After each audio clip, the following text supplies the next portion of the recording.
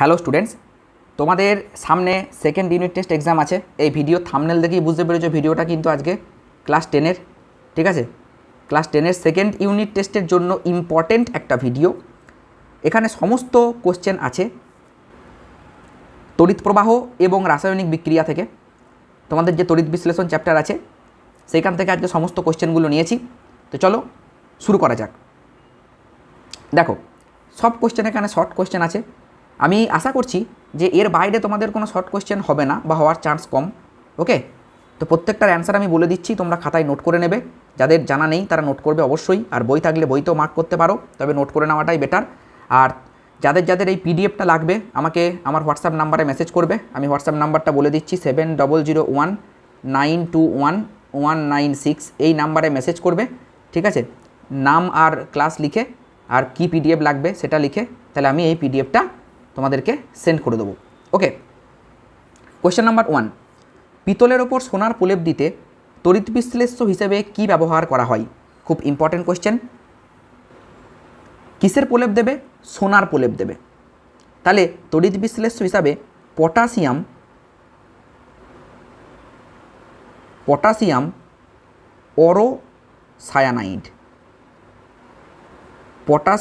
অরোসায়ানাইড ব্যবহার করা হয়, ঠিক আছে। সংকেত কি? KAuCN2, ঠিক আছে, AuCN2, এইটা হচ্ছে পটাশিয়াম অরোসায়ানাইডের সংকেত। I think clear? ওকে, তোমাকে এখান থেকে আরও দুটো কোশ্চেন দিতে পারে যে এখানে ক্যাথোড কি। মনে রাখবে, যার প্রলেপ দেবে, তুমি কিসের প্রলেপ দিচ্ছ? সোনার প্রলেপ। তাহলে অ্যানোডে হবে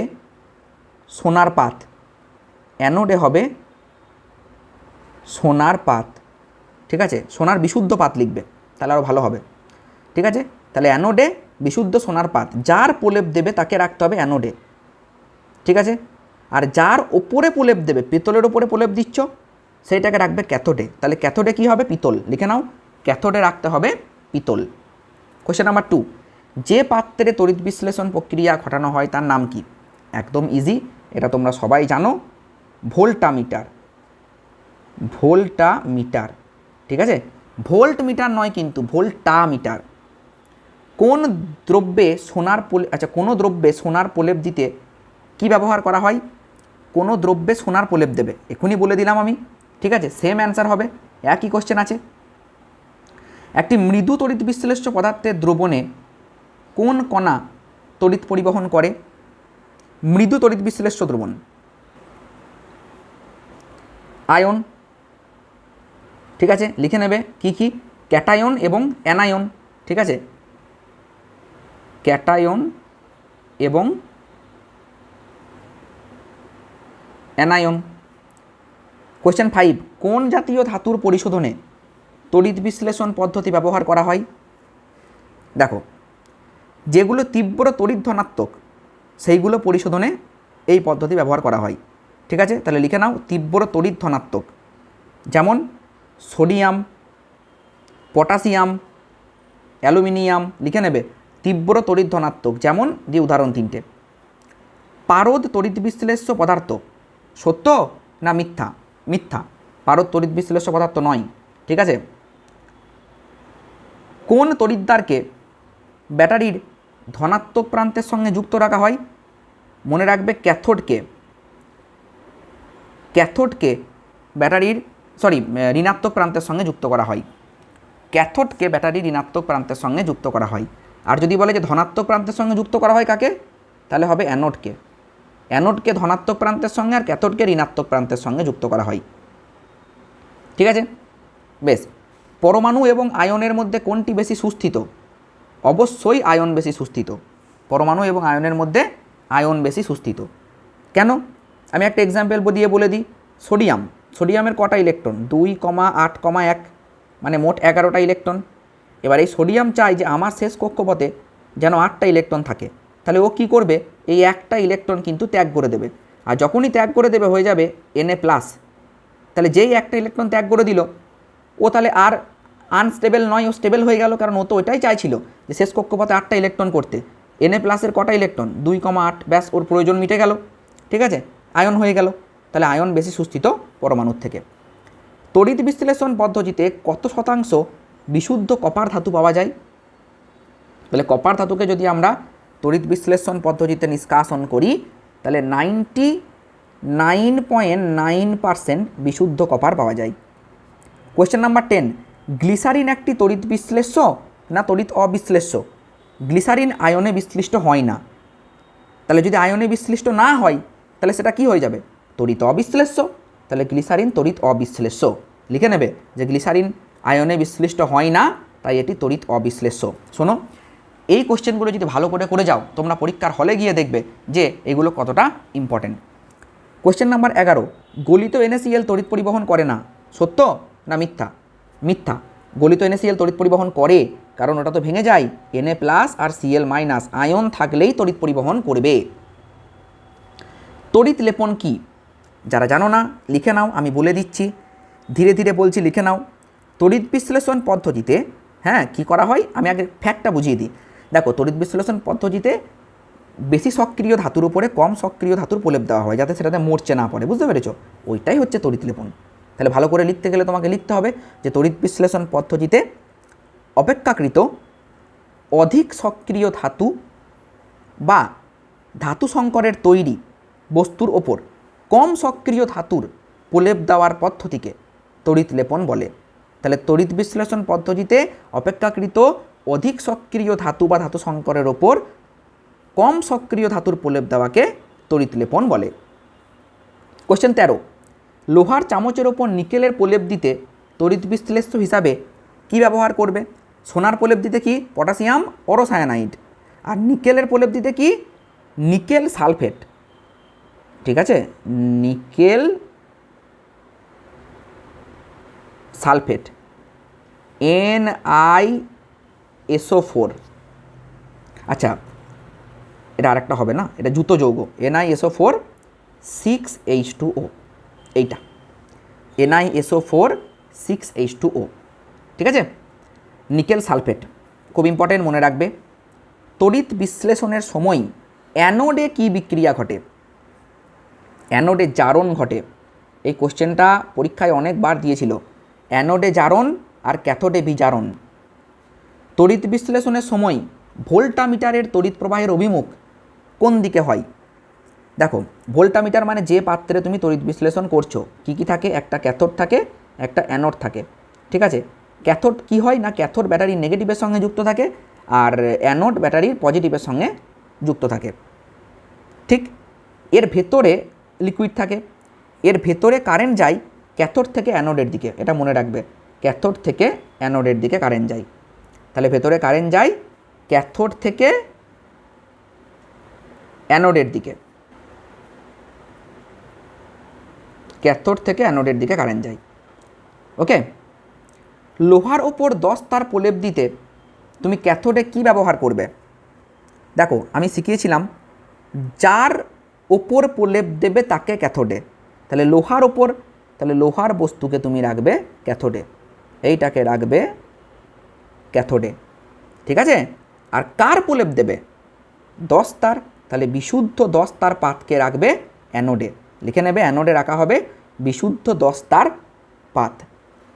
সিলভার প্লেটিংয়ে ব্যবহৃত তড়িৎ বিশ্লেষ্যটির নাম কি? সিলভার প্লেটিং মানে সিলভারের প্রলেপ দেওয়া হবে, ঠিক আছে।